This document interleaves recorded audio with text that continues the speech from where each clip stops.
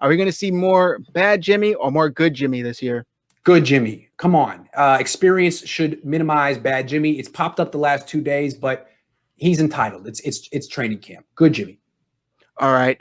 We talked about this a little earlier, and I think I might know your answer.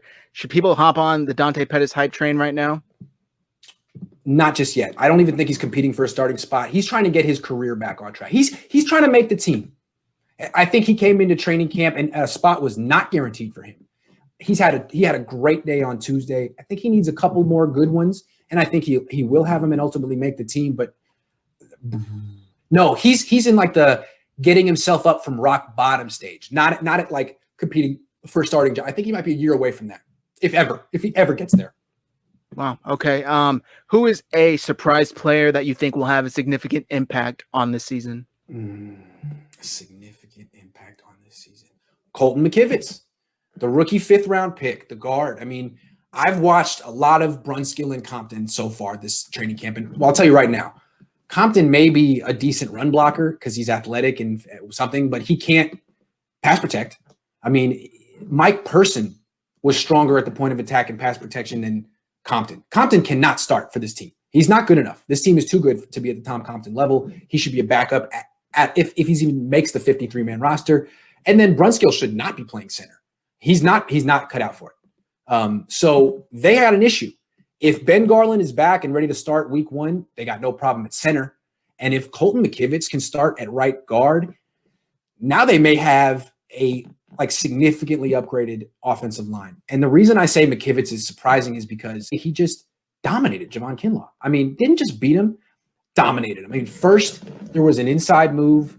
McKivitz grabbed him, held him up, and stopped him in his tracks. I mean, you never saw an offensive lineman stop Buckner, or you rarely see an offensive lineman stop Bosa.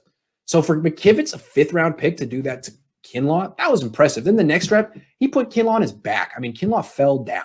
So if McKivitz has that kind of strength and toughness, you put him next to Weston Richburg, by week 8, this could be one of the best offensive lines in the league, if not the best. Wow, that's great to hear because especially in a COVID year, you want as many linemen as possible. So if the 49ers got something out of Colton McKivitz, then that's just like found gold. Last question for you. What did you do to Colin Cowherd to make you his mortal enemy and make him say your name like that? I don't know, but he's been like reading my stuff on his show for years. And it's funny, every time he does it, he acts like he's never heard of me. It's like, this is like the 8th time you've read my article to clown me. It started a couple of years ago. I wrote an article saying that Bill Belichick has had a negative impact on the NFL. I was trying to have a hot take. I believe it because he's the greatest coach of all time. But his lasting legacy on the league is just killing media access. Before he came in, every practice was open to the media. And it's not that we saw, it's fan access. There was just more that fans could experience.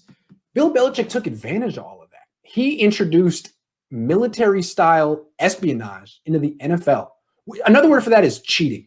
So what every team has to do is shut down their access, their practices, and guard information, lie to the press, lie about injuries, conceal that stuff, all because they're afraid that Belichick's, one, they're afraid that Belichick's listening. 2, they feel that it's a copycat league. He's been the most successful coach of all time. They have to be paranoid as well. So I think that's an awful an awful legacy, because the reason the NFL became the number 1 league to begin with in the 70s and 80s is Pete Rozelle, the commissioner back then, was a former PR director and understood that the issue with the NFL is that all the players wear helmets. The fans can't see them. They're very impersonal. You need the media to humanize these people, write stories, write features about the backup guard, where they're from, who they are. And we're getting pushed further and further away because of Bill Belichick. And I guess Colin Cowherd didn't get it. So he's been making fun of me. And so every time he brings me, reads one of my articles on his show, he like mispronounced my name, but he seems to like the topics I bring up because I give him stuff to talk about. So maybe next time, maybe eventually he'll learn my name. Although, keep mispronouncing it, bud. I like it. That's hilarious. I cracked up so hard watching that last one.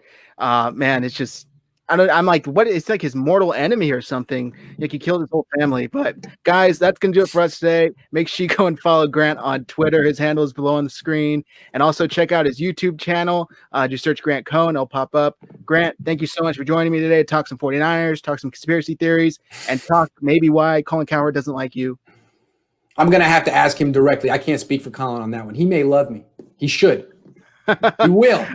Yes. All right. Take care, man. Stay cool All out right. there, and hopefully it's not too smoky where you're at. Yeah, you too, man. Take care.